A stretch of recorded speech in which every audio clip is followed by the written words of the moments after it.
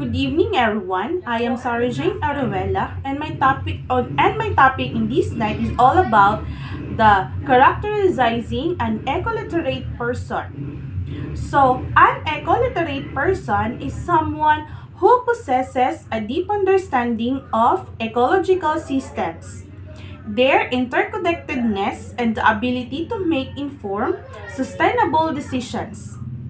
Eco-literacy involves recognizing the environmental aspect of personal choices and understanding how to address ecological challenges. In this slide, let's read. Dr. Tom Pook in year 2002 characterized an ecologically literate person of the 21st century as the responsible, lifelong learner who strives to improve the human condition and the environment within the context of self, human groups, the biosphere, and the ecosphere.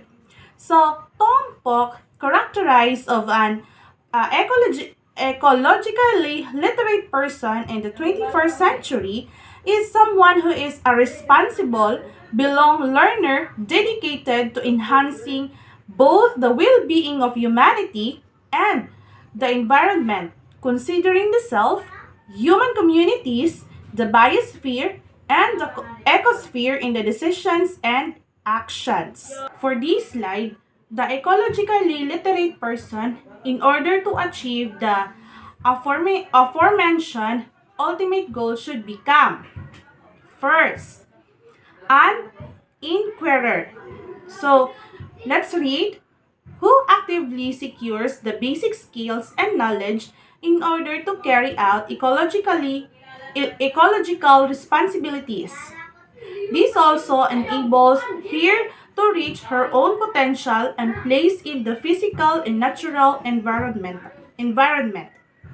So, an example of such an inquirer could be someone who takes the initiative to educate themselves about sustainable agriculture and permaculture practices, equipping themselves with the knowledge and skills to cultivate their own organic garden. This not only helps them lead a more environmentally responsible lifestyle, but also allow them to realize their potential by actively contributing to a healthier natural environment and their own well-being. And the next slide, a reflective learner. Okay, let's read.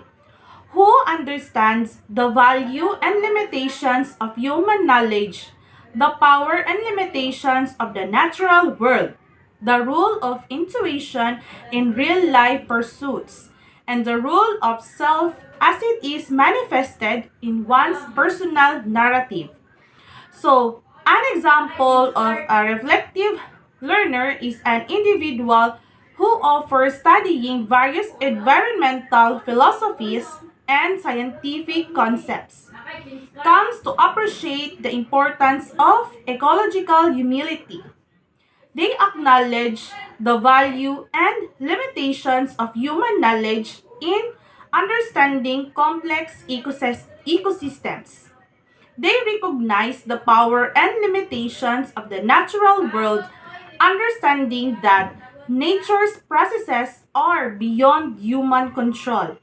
This person also values intuition as a valuable tool in making real-life decisions, particularly when dealing with complex ecological challenges. And the next slide is intelligently self-directed. Let's read. Who engages in self-appraisal, sets new learning objectives, develops plan to achieve those objectives, carries out those plans in a flexible, inquiry-directed manner, and reflects on the whole process. An example of an intelligently self-directed individual, someone who, after evaluating their carbon footprints, set a goal to significantly reduce it. They first educate themselves about sustainable practices and carbon offset options. They then develop a detailed plan that includes reducing energy consumption, using public transport, and supporting reforestation initiatives. They execute this plan in a flexible manner, so adapting to unexpected challenges. Finally, they regularly reflect on their progress and make adjustments to ensure they meet their carbon reduction objectives while continually self-improving. For the next slide, morally responsible. Let's read.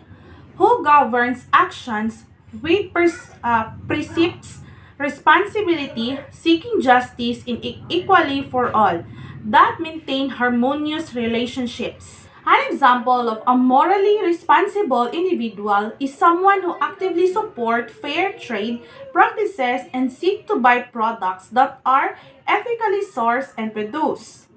They are guided by the principles of responsibility, seeking justice and equality for all involved in the production chain. By making these choices, they aim to maintain harmonious relationships not only with the environment but also with the people involved in the production of goods, ensuring that workers are treated fairly and their rights are respected. For the next slide, ecologically responsible. Let's read. Who embodies ecological ideals in daily life?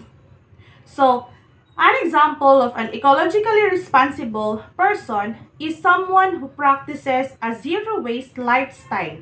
They reduce, reuse, and recycle extensively, minimizing their environment impact. They impose organic waste, use eco-friendly product, and OPT for public transport or carpooling to reduce uh, emissions. They also participate in community cleanup events and educate others about sustainable living, consistently embodying biological ideals in their daily life while actively promoting environmental stewardship. Okay, in this slide, seek self-transcendence. So let's read. Who moves beyond the limitations of personal ego by identifying with human groups, past and future. Flora and fauna, ecosphere that transcend the individual life in scope and time. So, an example of someone seeking self-transcendence is an environmental activist who not only advocates for the well-being of present human communities but also works towards preserving the natural world for future generations. They deeply connect with and advocate for the right of both current and future generations, as well as the well-being of flora and fauna. Their actions reflect a sense of responsibility towards the ecosphere, going beyond the limitations they are of their personal ego to create a positive, enduring impact on the broader scope of life and time. So that's all for tonight. A warm thank you to all of you. Thank you for listening. Bye!